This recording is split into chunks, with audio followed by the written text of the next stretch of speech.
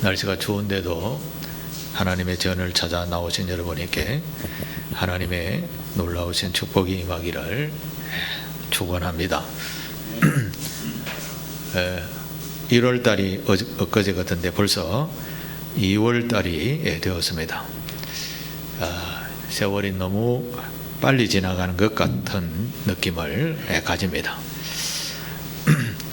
마찬가지로 세상도 우리가 생각보다도 더 빠른 그런 모습으로 세상이 변해가고 있다는 것을 피부로 느끼게 됩니다. 그런데 이 빠른 시대 속에서 좋은 것도 있지만 우리가 느끼는 이 시대의 불확실성도 더 커져가고 있다는 것이 중요한 이슈가 되는 겁니다. 뉴스를 보면 경제적인 위기가 왔다라고 이야기합니다. 지금 이상기후로 인해서 전 세계가 고난을 당하고 있습니다.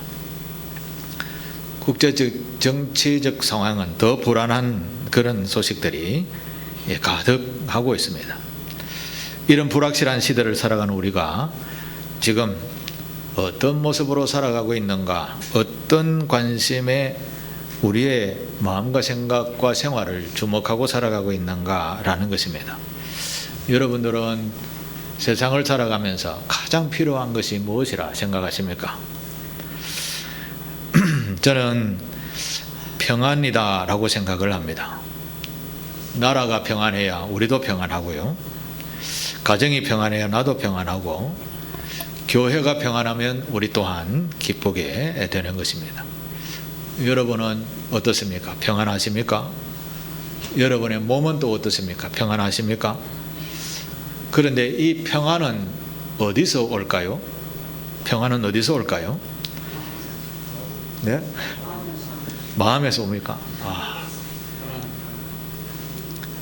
그러면 여러분의 미래는 무엇이 보장해 준다라고 생각하십니까? 여러분의 미래는 누가 보장해 준다라고 할 수 있을까요? 국가입니까? 예수 믿는 사람으로서 그런 대답을 하는데, 국가가 우리를 책임져 주실까요? 아니면 가족일까요? 아니면 친인척일까요? 이웃일까요? 아무리 생각해도 나의 노후는 그 누구도 책임져 주지 않는다라는 것입니다. 그래서 그런지 세상 사람들은 이 미래, 나의 안전한 평안한 인생을 위해서 자기의 평안과 미래는 이 돈이 준다라고 하면서 엄청난 노력을 들여서 돈을 벌려고 하고 있습니다. 그런데 조금만 깊이 생각하면 이 돈도 우리에게 참된 평강, 안락한 미래를 책임지지 못한다라는 것이죠. 어느 정도는 도움을 받을 수 있겠죠. 그러나 완전하게 믿을 수 없는 것입니다. 돈을 많이 벌었습니다. 그런데 어느 날 돌아보니 걷기가 힘듭니다. 아파서 못 움직이면 그 많은 돈 다 무엇 하죠? 소용이 없는 것이죠. 그러고 보면 우리가 안전하다, 평안하다 라고 하는 것이 하나도 없는 것입니다. 이것이 인생이 아닐까요? 여러분은 어떻습니까? 지금 만족하고 살아가고 있어요? 이 세상 것으로는 우리의 마음에 완전한 기쁨, 평강, 그런 것을 주는 것은 없습니다. 이런 것이 인생인 것을 아는 사람은 인간의 한계를 뛰어넘는 신을 찾아왔었습니다. 그래서 우리가 사는 이 세상에는 참 많은 신들이 등장해 왔고 섬기며 살아왔었습니다. 그런데 이런 세상에 참된 신이 오셨지요. 진리를 말씀하시고 가르쳐 주시면서 순종하는 자에게 영생의 생명을 보장하신다라고 말씀하셨습니다. 그것이 바로 예수 그리스도이십니다. 오늘 우리가 본문을 읽었는데요, 본문을 읽을 당시 백성들은 정말 가난하였습니다. 생활에 지쳤습니다. 병들었습니다. 죽도록 노력해도 한치의 발전도 없는 그런 삶이었었습니다. 아침 먹고 나면 점심을 뭐 먹지 하는 걱정했던 그런 시대였었습니다. 그런데 참된 신이 오셨습니다. 오병이어의 사건을 막 베풀어 주셨습니다. 그러니 예수를 구원자다라고 많은 백성들이 따르기 시작했던 것이죠. 예수님께서 이런 불안한 시대에 찾아오셔서 참된 생명을 주셨다라고 하셨습니다. 그런데 오늘 본문에는 이 불안한 시대를 살아가는 당시 백성들과 또 오늘 우리에게 세상이 주는 그런 상식과는 전혀 다른 충격적인 말씀을 합니다. 그 말씀이 이 땅에서 잘 사는 방법을 말씀하는 것이 아니라 우리의 시선을 아예 이 세상 땅에서 들어올려서 저 영원한 천국을 바라보라라고 말씀하셨습니다. 그래서 오늘 주제도 또 제목도 천국을 소망하는 성도라는 제목으로 정하였습니다. 천국을 소망하는 성도가 정말 이 땅의 불안함을 이기는 유일한 방법이요, 그것이 바로 성도의 길이라는 것입니다. 우리의 소망은 발을 딛고 사는 이 땅이 아니라 우리가 가야 할 저 천국에 소망을 둘 때 이 땅에 있는 근심과 걱정을 이길 수 있다라는 것입니다. 그래서 우리 성도는 우리의 전 인격을 다해 삶의 목적을 이 땅이 아닌 어디에 두라고요? 천국에 두라라고 말씀하십니다. 이런 뜻으로 오늘 예수님께서 이런 말씀을 하십니다. 보물 이야기를 하시죠. 19절입니다. 19절 같이 한번 읽겠습니다. 시작. 너희를 위하여 보물을 땅에 쌓아두지 말라. 거기는 좀과 동독이 해하며 도둑이 구멍을 뚫고 도둑질하느니라. 아멘. 여기서 말씀하시는 보물은 단순히 돈, 재물 이런 것을 이야기하는 것이 아닙니다. 내가 가장 의지하는 것, 내 삶에서 가장 나를 안전하게 지켜주는 것이라고 믿고 있는 것, 이거 없으면 내 인생이 완전히 무너질 것과 같은 그런 소중한 가치를 의미합니다.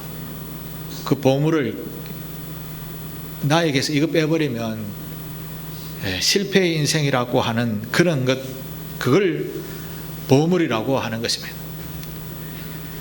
어떤 사람에게는 돈일 수 있습니다.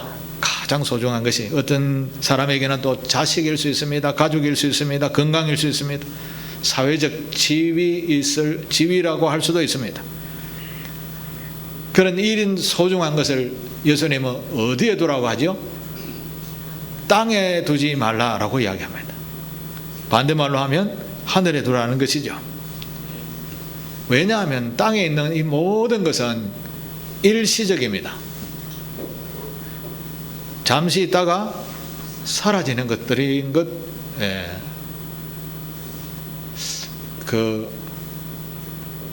철근 같은 이런 철은 가만히 두면 녹이 설게 되죠. 그러면 세월이 가게 되면 그것 또한 무너지는 것이죠. 튼튼하다고 우리는 보면서 그걸 건물의 뼈대에 넣고 건물을 짓는데요. 그런데 그것 또한 일시적이다라는 것이죠. 그걸 종과 동록이라는 말로 표현했습니다. 시간이 지나면 자연적으로 부패하는 것이죠. 대표적으로 음식이 시간이 지나면 부패하는 것이죠. 또 도둑이라고 이야기합니다. 도둑이 구멍을 뚫고 도둑질하느니라 이렇게 이야기합니다. 도둑은 어느 한순간에 외부의 침입으로 빼앗아가는 것을 이야기하는 것이죠.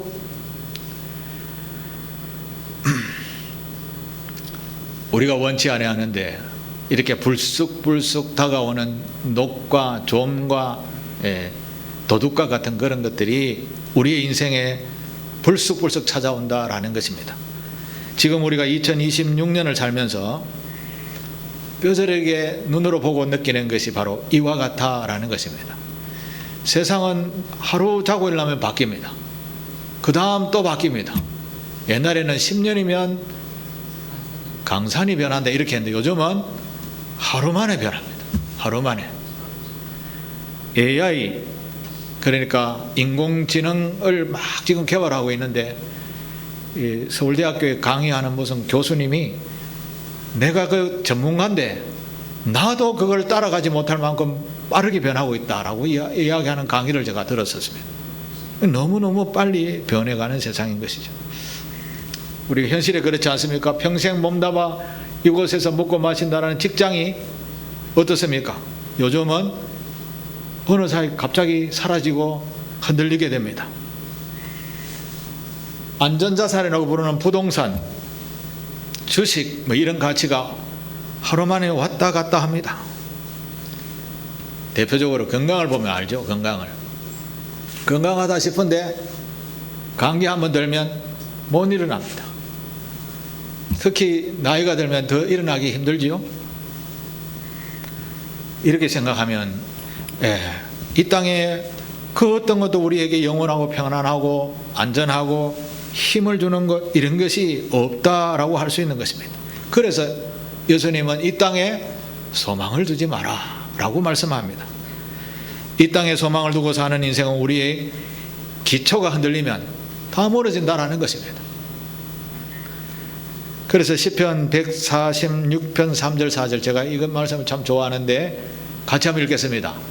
귀인들을 의지하지 말며 도울림이 없는 인생도 의지하지 말지니 그의 호흡이 끊어지면 흙으로 돌아가서 그날에 그의 생각이 소멸하리로다. 아멘. 여러분 이 말씀을 늘 한번 숙지하시고 외워보시게 되기를 바랍니다. 이 말씀을 외우고 있으면 지혜가 생기게 됩니다. 아, 인생이라는 게 이건데 라고 하며 영원하지 아니하는 것에 너무 매진하지 않게 됩니다. 외워서 내 것으로 만드시게 되기를 바랍니다. 사람이 아무리 높은 지위에 있어도 그 자리에 내려오면 우리나라 대통령들은 대통령 물러나면 다 국립호텔로 갑니다. 그렇지 않은 분도 물론 간혹 있지만 이 아무리 나는 권세를 가졌다 하더라도 떨어질 때가 있다라는 것이죠. 그래서 호흡이 끊어지면 우리는 인생은 흙으로 돌아가는 것이죠. 우리가 아무리 계획하고 멋진 계획을 또 많이 쌓아놓아도 우리가 흙으로 돌아가고 나면 아무 소용이 없다라는 것입니다. 대부분 사람들은 이런 거 잘 알면서도 오늘 여전히 내 생활 속에서 매여 살아가고 있습니다. 그리고 어느 날 한 5년, 10년 지나고 나서 아이 그럴걸 이러면서 후회를 합니다. 우리는 늘 매일매일 깊이 생각하며 사셔야 됩니다. 이게 영원한 것인가? 그냥 잠시 있다 피었다 사라지는 것을 향하여 내가 너무 정욕을 허비하고 있지 않은가? 하나님의 말씀을 읽다가 보면 우리는 피조물이구나 라는 것을 절실하게 깨닫게 됩니다. 수명이 있고 유한한 존재라는 것이죠. 영원한 것이 아니라 유한한 육체를 가지고 있다는 것을 깨닫게 됩니다. 한계가 있다는 것이죠. 이 한계를 넘어설 수 있는 분은 그야말로 예수님과 동등한 위치에 갈 수 있죠. 그러나 인간은 그런 존재가 없습니다. 지혜로운 사람은 내가 아무리 몸부림쳐도 넘어설 수 없다라는 것을 안다라는 것이죠. 손자병법에 저걸 알면 백전백승이라는 그런 말이 있죠. 그러면 적이 너무 많을 때에는 어떻게 해야 되는가라는 손자병법에 또 방법도 나옵니다. 전략도 나오죠. 여러분 이거 말씀 들어보셨어요? 36개 주랭남. 내가 넘어설 수 없는 한계를 보면서도 부딪히려 하는 사람은 어리석은 사람인 겁니다. 주랭랑을 칠 때는 쳐야 된다라는 것이죠. 한계를 인정할 줄 알라는 말씀입니다. 우리는 평소에 이런 나의 유한함을 인정할 줄 아는 자가 되셔야 됩니다. 할 수 없는 것은 우리 주님께, 예수님께 맡기는 연습을 하셔야 됩니다. 위기가 닥쳤을 때 우리의 마음을 회복하기 위해서 나는 할 수 없잖아요. 그러면 누구에게 부탁해야 돼요? 예수님께 기도하는 것이죠. 이런 기도가 훈련이 되어져 있을 때 그야말로 냉철한 마음과 정신을 가지고 주님께 맡기고 주님께 간절히 기도하고 나면 마음에 평안이 찾아오게 됩니다. 문제는 해결이 되지 않아도 주님께 온전히 맡겼다라는 이 믿음으로 평안을 얻게 되는 것입니다. 그리고 어느 순간 시간이 지나고 나면 그게 자연스럽게 해결이 되어져 있을 때가 있습니다. 이걸 훈련하면 엄청난 은혜가 우리에게 있게 될 줄로 믿습니다. 믿음의 사람은 이 땅에 소망을 두지 않고 저 천국에 소망을 두고 살아가는 자입니다. 이 신약 성경에 보면 어리석은 부자에 대한 이야기가 나오죠. 우리는 이 말씀을 너무나 잘 알고 있습니다. 부자가 소출이 너무 많아가지고 이거 다 쌓아놓을 것이 없어서 창고를 지었습니다. 그래도 또 많았습니다. 또 지었습니다. 그리고 또 하나 더 채우고 이것만 채워놓고 자 먹고 마시고 쉬자 이렇게 생각했습니다. 성경 말씀에 보면 그날 밤에 하나님이 그를 데리고 가시면 그 많은 재물은 누구의 것이 되겠느냐 이런 말씀이 있습니다. 이 비유의 말씀은 오늘 살아가는 저와 여러분을 향해 하시는 말씀인 줄 믿습니다. 그동안 우리는 먹을 것 먹지 않고 쓸 것 쓰지 않고 누릴 것 하나 없이 그저 열심히 일하며 모아왔었습니다. 그런데 그동안 쌓아온 재물을 사용하려고 보니 몸이 말을 잘 안 듣는 겁니다. 사용하기가 이미 늦어버리게 된 것이죠. 예를 들자면 예수 믿는 사람들은 다 성지순례를 한번 다 해보는 것이 꿈입니다. 이제 그런데 돈이 많이 들기 때문에 우리가 좀 모아서 한번 해봐야지 이렇게 보통 생각을 합니다. 많은 사람들이 이제 저축하다가 실패를 하고 가보지 못하는 그런 분들이 많이 있는데 예를 들어서 저축을 다 했습니다. 가려고 하는데 또 무슨 일이 생기고 가려고 하는데 무슨 일이 생기고 다음 가지 하다가 진짜 가려고 하니 비행기도 잘 못 타겠는 겁니다.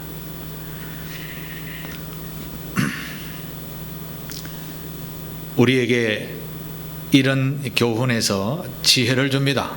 할 수 있을 때 해야 하고 갈 수 있을 때 가야 하고 먹을 수 있을 때 먹어야 하는 것입니다. 무슨 말인가? 우리는 유한한 인생이라는 것입니다. 유한한 인생이에 주님은 영원한 나라에 소망을 두라고 하셨습니다. 우리가 가진 달란트도 이 세상에 두지 말고 유한한 세상에 두지 말고 영원한 나라를 위하여 달란트를 사용하라 라고 하십니다. 예수께서도 그 뜻으로 영원한 나라의 보물을 쌓아라. 보물을 쌓아라. 예수님은 우리에게 주어진 시간, 물질, 재능 이것을 하나님의 나라를 위하여 사용할 때 그것이 바로 사라지지 않는 영원한 보물이 되어서 하늘에 저축이 되어진다라는 말씀입니다. 그러면서 21절에 이런 말씀하죠. 내 보물이 있는 곳에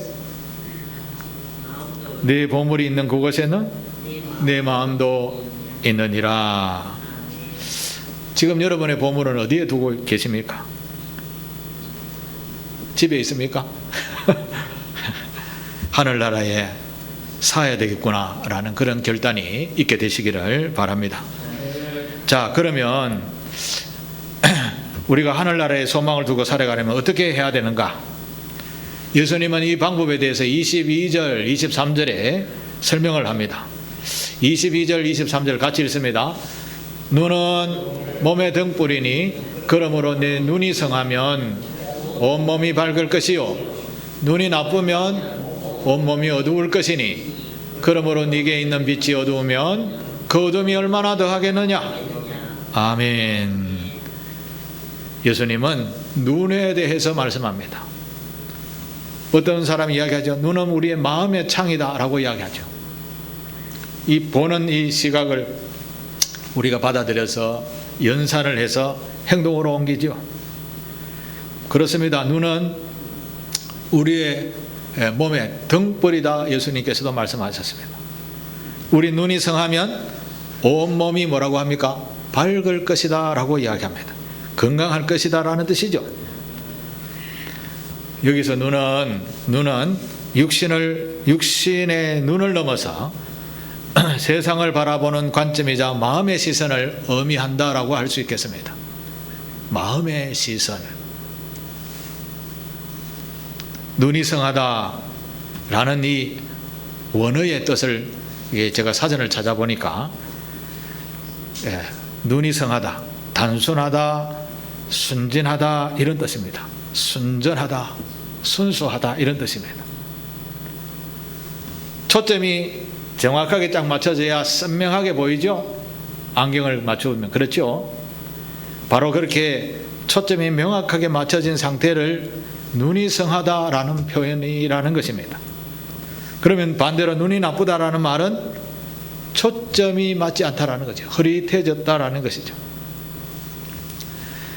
성경에서 눈이 나쁘다라는 말은 탐욕으로 인해서 시선이 흔들려 있다라는 그런 뜻입니다. 우리가 운전할 때 보면 우리의 시선에 따라 안전운행이 이루어지게 됩니다.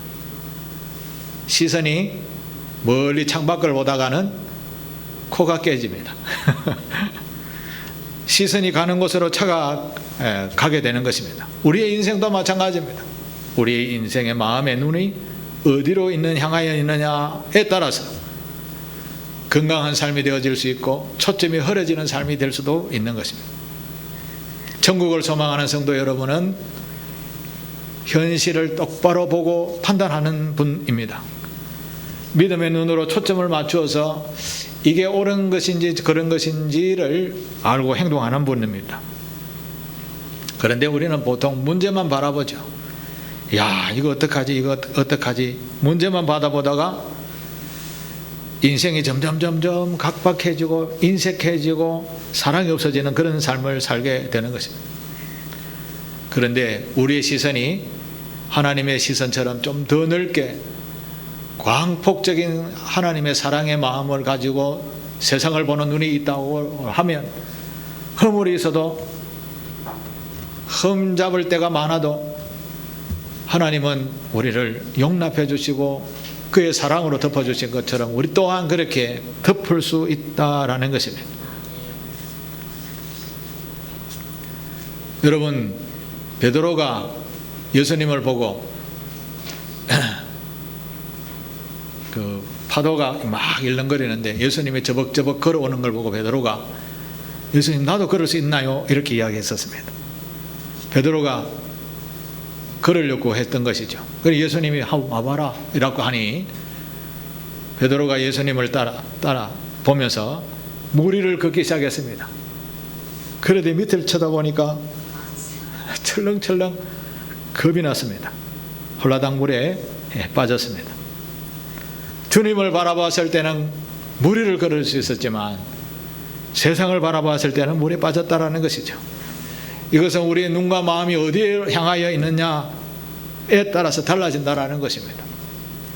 여러분의 시선은 어디에 고정되어 있습니까? 계속해서 다가오는 염려, 불안, 걱정, 세상의 풍랑에 우리의 초점이 맞춰 있지 않습니까? 이제는 바꾸어서 영원하신 주님을 바라보면서 손을 내미시게 되기를 바랍니다. 주님이라 부르시고 기도하시게 되기를 바랍니다. 내가 걱정과 염려 이런 것을 할 수 있다면 100번이라도 내가 하죠. 그렇지만 내가 할 수 없는 것은 지혜로운 사람은 전능하신 주님께 구하라 찾아라 두드리라 했으니까 믿고 구하는 자, 순전하게 믿고 구하는 자에게 주어진다라는 것입니다. 당장 구해서 안 들어주니까 하나님이 없나 보다 우리는 보통 그렇게 생각합니다. 그러나 하나님은 다 들으십니다. 안 들어주시는 것도 응답입니다. 왜냐하면 우리에게 필요하기 때문에 그런 것이고, 하나님의 뜻대로 해 주시기 때문에 우리가 할 수 있는 것은 구하는 것입니다. 도와달라고. 우리가 최선을 다해서 주님께 구하여 놓고 기다리면 주님의 때에 이루어질 줄 믿습니다. 지혜로운 사람의 모습입니다. 이게 처음은 잘 안 됩니다만은 훈련이 되어져야 되는 것이죠. 우리는 익숙한 것을 별로 좋아하지 않습니다. 익숙하지 않은 것을 별로 좋아하지 않습니다. 그래서 우리는 장족의 발전을 잘 하지 못하는 것이죠. 우리에게는 전화기라는 게 참 놀라운 신기한 과학적인 문물이 담겨져 있습니다. 이걸 사용하지 못하면 여전히 전화기 들고 서울까지 걸어가 가지고 잘 있다 하고 돌아옵니다. 근데 여기 앉아서 전화하면 되는데, 이게 지혜가 아닙니까? 어리석은 자가 되지 않기 위해서 우리 주님에게 구할 줄 아는, 맡길 줄 아는 그런 지혜로운 성도들이 되시기를 바랍니다. 천국을 소망하는 지혜 있는 사람의 모습이 바로 이와 같습니다. 그래서 주님이 결론적으로 이렇게 말씀합니다. 이제부터 한 길을 걸어라. 하나님만 섬기기로 결단하는 그런 길을 결단하고 걸어라. 이렇게 말씀하시면서 24절을 말씀합니다. 우리 같이 24절을 읽겠습니다. 시작. 한 사람이 두 주인을 섬기지 못할 것이니 혹 이를 미워하고 저를 사랑하거나 혹 이를 중히 여기고 저를 경히 여김이라. 너희가 하나님과 재물을 겸하여 섬기지 못하느니라. 아멘. 예수님은 유한한 인생을 살아가는 우리에게 결론적으로 말씀합니다. 한 주인만 따르라는 것이죠. 결단하라는 말씀입니다. 하나님과 재물을 겸하여 섬기지 못한다라고 하십니다. 이것은 하나님의 명령, 그러니까 예수님의 명령입니다. 신앙생활에 양다리가 가능할까요? 아닐까요? 이게 다르게 설명해야 돼요. 우리가 죽어서 심판대 앞에 섰습니다. 주님이 우리에게 물었습니다. 네 양다리 걸치고 있네. 그 뭐나? 이러면 어떡합니까? 예수님은 분명하게 말씀하셨죠. 하나님과 재물을 겸하여 섬기지 못하느니라. 단호하신 말씀에 우리는 주인을 누구로 삼아야 될까요? 예수님이 나의 주인이십니다. 이거 믿고 따르는 것이 제자의 모습입니다. 자, 이제까지 잘못 살아왔는 것 저도 잘 압니다. 나도 그래 살았습니다. 진짜 주인은 지금은 누구십니까? 하나님이 여러분에게 물으십니다. 진짜 주인은 누구십니까? 이제 마음으로 하나님 앞에 대답해 보시게 되기를 바랍니다. 예수님은 우리에게 성도의 삶의 자세에 대해서 분명하게 말씀합니다. 성도의 삶을 살아가는데 넘어뜨리게 하는 가장 큰 힘이 뭘까요? 우리는 대체적으로 사탄막이라 이렇게 생각합니다. 그렇습니다. 사탄은 우리를 잘 사는 꼴을 보지 못하는 존재입니다. 천국 가는 꼴을 절대 보는 존재가 아닙니다. 끌어세워서 지옥에 끌고 가는 존재입니다. 그런데 예수님께서는 놀랍게도 재물을 이야기하셨습니다. 하나님과 사탄을 겸하여 섬기지 못하느라, 이게 아니라 재물을 지목하여 말씀하셨습니다. 재물이라 말은 좀 폭넓게 표현하면 만몬이라고 할 수 있습니다. 세상 모든 만물을 뜻하는 것입니다. 이 만몬이라는 말은 단순한 돈이 아닙니다. 돈을 신격화해가지고 우리를 돈의 노예로 만드는 배금주의를 이야기하는 겁니다. 이 만몬주의는 우리에게 끊임없이 속삭입니다. 야, 돈이 있어야 행복하지. 돈이 곧 힘이야. 하나님도 중요하지만 일단 돈부터 벌고 봐야지. 이렇게 속삭입니다. 그런데 하나님은 돈과 하나님과 재물은 안 돼라고 이야기하시죠. 그런데 만몬신은 돈을부터 먼저 벌어보라 이렇게 유혹을 합니다. 예수님은 분명하게 말씀합니다. 천국을 소망하는 성도는 만몬신 안 돼. 하나님이 주인이다. 오직 한 길을 걷는 자다라고 말씀합니다. 주인이 누구냐라고 분명하게 말씀하시는 것이죠. 재물은 우리가 다스리고 이용할 대상이다라는 것이죠. 다스리고 이용할 대상이지 섬겨야 할 주인이 아니라는 말씀입니다. 우리가 재물을 주인으로 삼는 순간 우리는 재물의 노예가 되는 겁니다. 하나님을 우리의 주인으로 삼을 때 재물은 비로소 우리를 존재케 하는 도구가 되는 것입니다. 사랑하는 교회 여러분, 하나님과 재물을 겸하여 섬겨서 가랭이가 찢어지는 이런 신앙 절대 안 된다라는 말씀입니다. 우리 모두 하나님만 한 분만 주인으로 모시고 진리의 길을 걸어서 정말 평안의 인생을 사는 저와 여러분 되시기를 축복합니다. 말씀의 결론을 한번 지어보겠습니다. 오늘 예수님은 불안한 시대를 살아간 우리에게 천국을 소망하는 삶을 살라라고 말씀하십니다. 천국을 소망한다라는 말은 현실을 도피한다 그런 말이 아닙니다. 영원한 가치 기준을 오늘 현실에서 나를 무너뜨리게 하는 것과 싸워서 이겨내라 이런 뜻입니다. 다시 한번 말씀드립니다.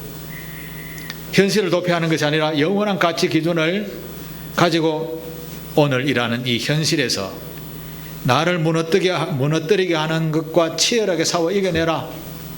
이게 천국을 소망하는 성도의 삶인 줄 믿습니다. 썩어질 땅의 보물이 아니라 영원한 하늘의 보물을 찾는 가치관을 가지라는 말씀입니다. 현실에 함몰되지 마시고 믿음의 눈을 들어 주님께 시선을 고정하는 삶, 이게 우리가 해야 할 성도의 본분인 줄 믿습니다. 여전히 우리는 하나님과 세상 사이에서 머뭇합니다. 오늘 말씀 이후로 오직 하나님만 나의 주인으로 섬기시는 우리 교우들이 되시기를 축복합니다. 올 한 해 2026년 예수님만 앞세우면서 내 자신의 다가오는 세상 끝과의 싸움에서 주님에 대한 가치 기준을 가지고 끊임없이 싸워 이겨낼 때 우리는 흔들리지 않아 하나님의 나라의 큰 보화를 쌓을 줄 믿습니다. 이 믿음으로 온전히 주님만 바라보며 천국을 소망하며 살아서 세상이 줄 수 없는 참된 평안을 누리며 살아가는 우리 모든 교우가 되시기를 주의 이름으로 축복합니다.